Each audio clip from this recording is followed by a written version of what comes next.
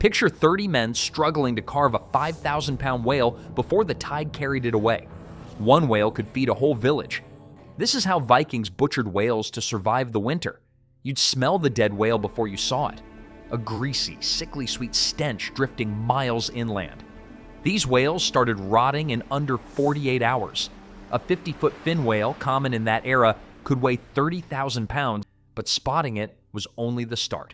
The real danger began when you stepped into the sand and smelled the rot up close. Stay with me because next we'll see how Vikings fought to claim the carcass. Imagine you see the whale first. You run with an axe in hand. Because in Viking law, whoever cuts it first owns the whole thing. That's why people fought over beached whales. Real fights. Even if you got there first, you weren't safe either. Some whales died from sickness, and their blubber was full of bacteria. If you had a cut on your hand, it could rot all the way down to the bone.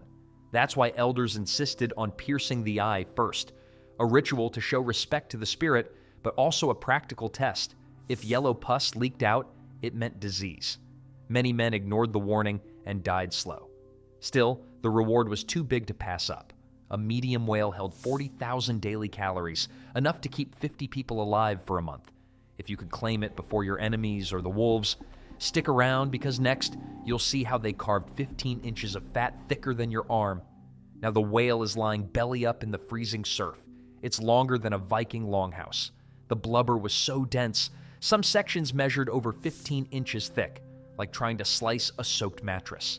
Vikings didn't use just knives. Vikings brought iron spades, curved flensing knives, and double-headed axes, all sharpened on river stones.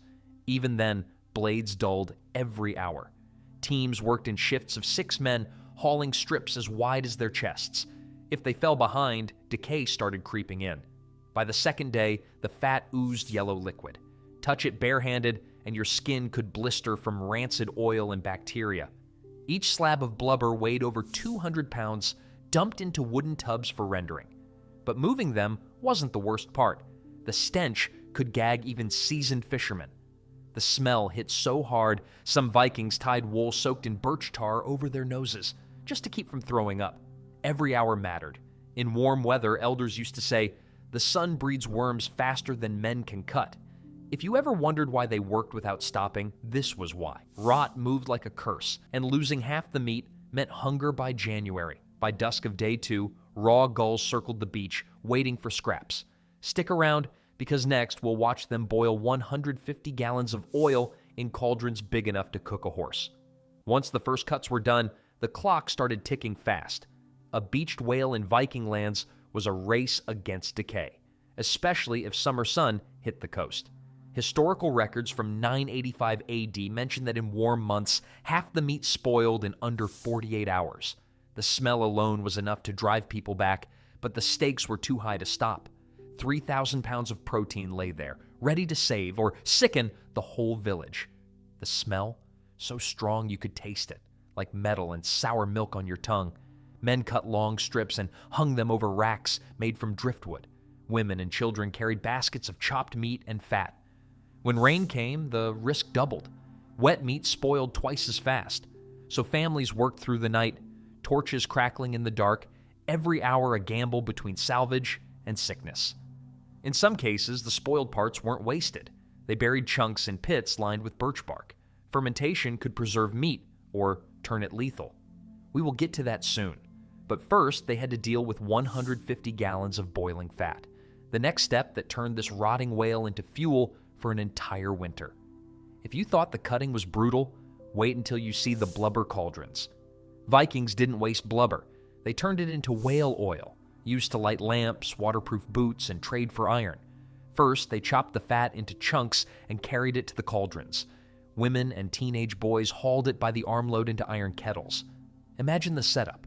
3 cauldrons, each as wide as a grown man's arm span, balanced on stones with fires roaring underneath. As the blubber melted, the smell hit hard. Even tough fishermen threw up. Records from Iceland's coastal settlements show that boiling a whale took up to 48 hours, with crews rotating in 4-hour shifts to feed fires and skim scum from the surface. But the real danger wasn't the stink. As the oil reached boiling point, it splattered like molten lava. One slip of a ladle and you'd lose skin to 3rd-degree burns. And then There were the fires. A gust of wind could blow flames across the fat-soaked sand. Sometimes the whole site caught fire. Villagers kept barrels of seawater ready, just in case, but the reward was huge. One whale could give over 150 gallons of oil, enough to keep every house lit through the darkest nights of winter. And when the boiling was done, they turned to what was left on the beach, bones the size of shipwrecks. And what they made with them might surprise you. After the meat and fat were gone, the beach was still full of treasure. What lay there now looked like a broken ship. Giant white bones, ribs taller than a man. These weren't just leftovers. Whale bones were serious currency. First, they used broad iron saws, often blades over 4 feet long, to cut ribs and vertebrae into manageable pieces. It took hours of sawing, each stroke kicking up the smell of marrow and old salt.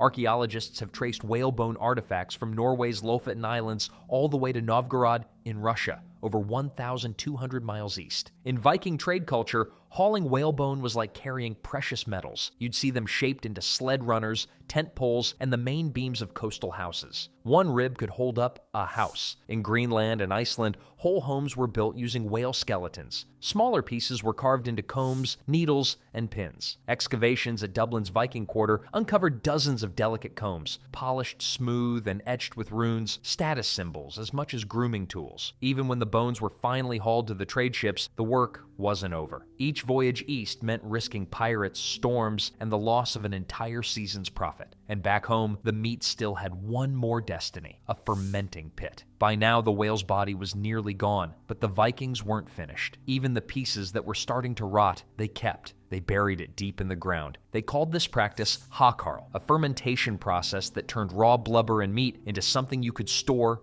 for months. If you've ever smelled ammonia, you're halfway to imagining the stench. But in the Viking Age, that reek meant survival. Each pit held up to a ton of flesh, layered between birch bark, covered with rocks and turf to keep out air. The idea was simple. As bacteria broke down the tissue, they created acids that preserved it from total rot, but it was a razor-thin line between edible and lethal. Historians estimate that poorly fermented meat was a common cause of botulism, a nerve toxin so potent that even a scrap could paralyze or kill. Yet when done correctly, hakarl offered a calorie-rich, protein-heavy food source that sustained families deep into winter. Travelers describe the taste as burning fish, mixed with sour cheese. Repulsive, but life-saving. But before you judge their methods, consider this. A single pit could feed 30 people for weeks. That's the kind of security worth the risk of a bad batch. And if you think buried meat was the end, wait until you see what they did with the toughest part of the whale, the skin, thicker than oak bark. After the meat and blubber were stripped away, teams of men hacked off giant sheets of hide, sometimes weighing over 500 pounds each. The next step was just as brutal. The hides were soaked in salt water for days,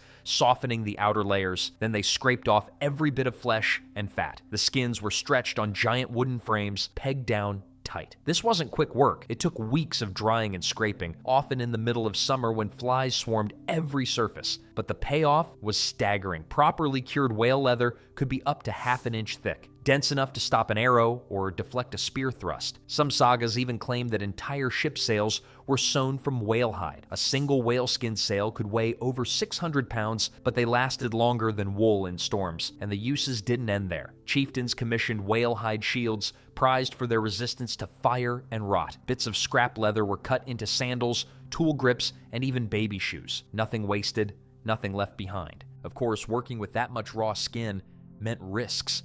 A slip of the blade could cost a finger, and the smell, rotting fats mixed with salt brine, was so strong it lingered for weeks. But when you're trying to survive a northern winter, you'll put up with worse. If you thought butchering a beached whale was brutal, wait until you see how they stayed alive when the sun disappeared for months.